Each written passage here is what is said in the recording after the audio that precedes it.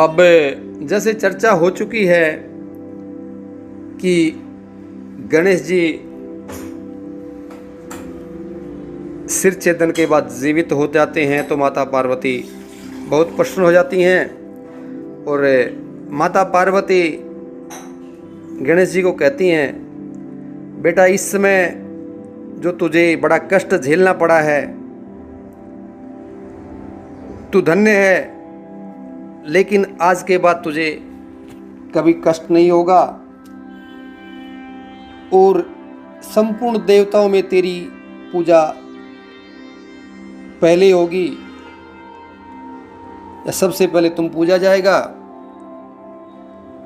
और कहती कि बेटा तेरे मुख के ऊपर ये जो सिंदूर दिख रहा है, सिंदूर मतलब सिर छेदन से जो लाल रक्त नजर आता है उसको सिंदूर की परिभाषा में बोल रही हैं, परिभाषित कर रही हैं।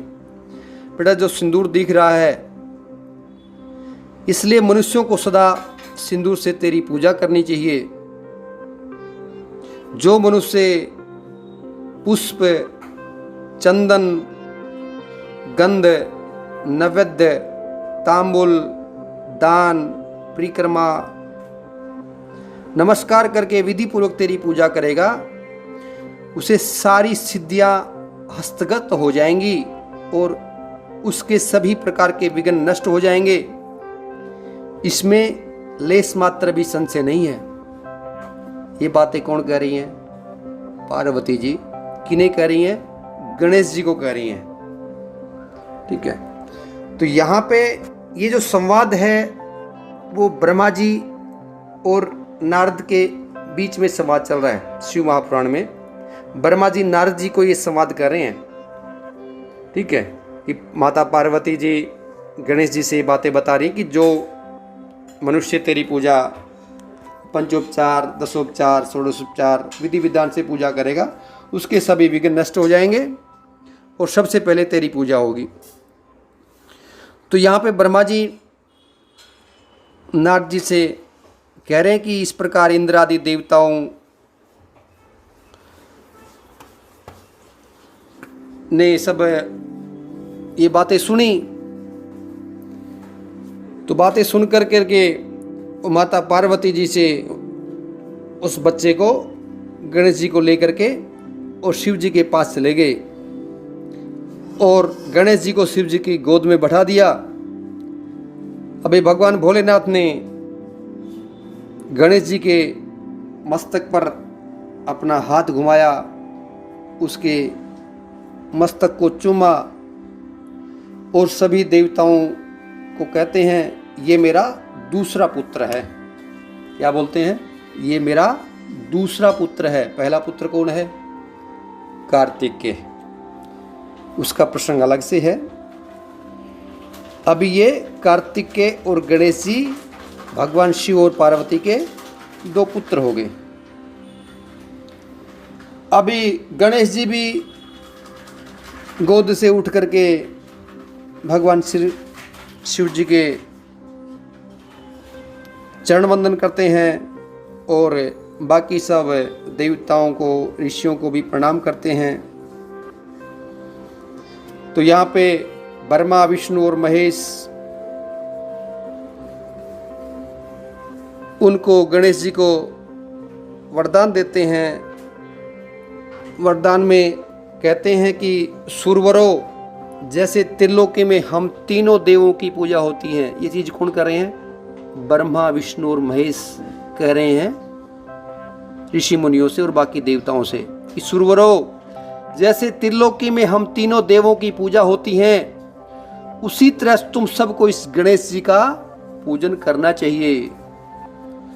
मनुष्य को चाहिए कि पहले इनकी पूजा करके तत्पश्चात हम लोगों का पूजन करें। ऐसा करने से हम लोगों की पूजा संपन्न हो जाएगी। मतलब पहले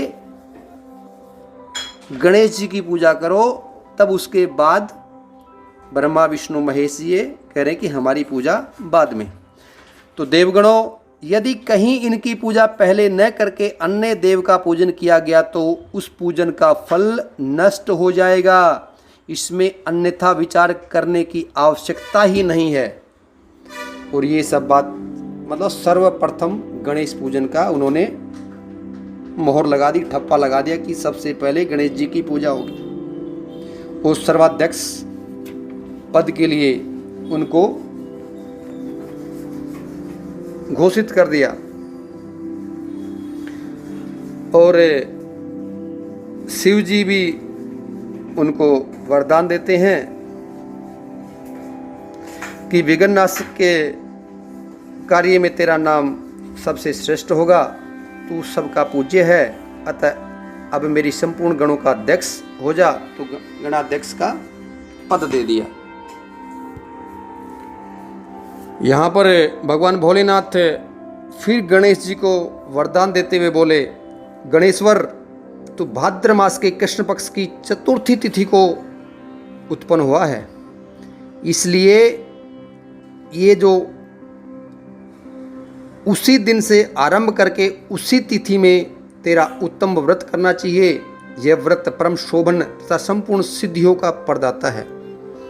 तो गणेश चतुर्थी का व्रत जो है वो ये भगवान भोलेनाथ गणेश जी को वरदान देते हैं और तभी से ये आरंभ हुआ है। उसके बाद बोलते हैं कि मार्गशीर्ष मास के कृष्ण पक्ष की जो चतुर्थी आए तब इस श्वेत मदार की या मिट्टी की मूर्ति बनाकर उसको प्राण प्रतिष्ठा करके फिर तुम्हारी गंध पुष्प धूप दीप नैवेद्य से पूजा करेंगे। और दुर्वा दल से पूजन के लिए स्पेशल इसमें वर्णन किया हुआ है कि दुर्वा दल से जो तुम्हारी पूजन होएगी वो दुर्वा जड़ रहित, ध्यान से सुनिए, दो दुर्वा या दूब कैसी होनी चाहिए? दुर्वा जड़ रहित होनी चाहिए, 12 उंगल लंबी और 3 गांठों वाली होनी चाहिए। ऐसी 101 अथवा 21 दुर्वा से उस स्थापित प्रतिमा की पूजा करें। जो प्राण प्रतिष्ठित जो मिट्टी की मूर्ति बनाई है उसमें गंध पुष्प धूप दीप नैवेद्य आदि का तो वर्णन है ये, लेकिन दुर्वा का जो स्पेशल वर्णन किया हुआ है यहाँ पे कि वो दुर्वा है जड़ रहित, 12 उंगल लंबी, 3 गांठों वाली होनी चाहिए। अभी एक प्रसंग और भी आता है दूसरे उसमें शास्त्र में कि वहाँ पे गणेश जी कुबेर के पास भोजन करने के लिए जाते हैं। तो भोजन करते करते सब कुछ खा लेते हैं, तो बाद में एक दूर्वा से उनका पेट भरता है। इसलिए बोलते कि गणेश जी को दूर्वा बहुत प्रिय है, बहुत दूर्वा से प्रसन्न हो जाते हैं गणेश जी। बाकी कुछ सामान चढ़ाएं या नहीं चढ़ाएं, बाकी सामान से पूजा करें या ना करें, लेकिन दुर्वा क्रंच से उसकी पूजा अवश्य करनी चाहिए। अभी दुर्वा पैदा कैसे हुई, कहाँ से उत्पन्न हुई, उसका प्रसंग आगे मैं कभी भेजता हूँ, उसका वर्णन बाद में करता हूँ। अभी यहाँ पे वो गणेश चतुर्थी के व्रत का विधान है। गणेश चतुर्थी व्रत को करने से क्या फल, उसकी फलश्रुति है, कि सब प्रकार के विघ्न ये व्रत से या गणेश चतुर्थी के दिन भगवान क्षमा चाहता हूँ, गणेश जी की पूजा से सब विघ्नों का नाश हो जाता है और सब कार्य सिद्धि होती है। और गणेश जी की पूजा तो ये ग्रंथ लिखता है कि स्त्रियों को तो ये पूजा अवश्य करनी चाहिए। तो ये वरदान भगवान भोलेनाथ गणेश जी को दे रहे हैं। तो ये सब होने के बाद वो आगे सारे जगत में शांति स्थापित हो गई, सारे दुख जाते रहे। अभी ये जो प्रसंग जो आया है शिव पुराण के अंतर्गत रुद्र संहिता के कुमार खंड में, इसके सुनने से क्या फल मिलता है वो बोलते हैं कि जो मनुष्य जितेंद्रिय होकर इस परम मांगलिक आख्यान को श्रवण करता है वह संपूर्ण मंगलों का भागी होकर मंगल भवन को जाता है।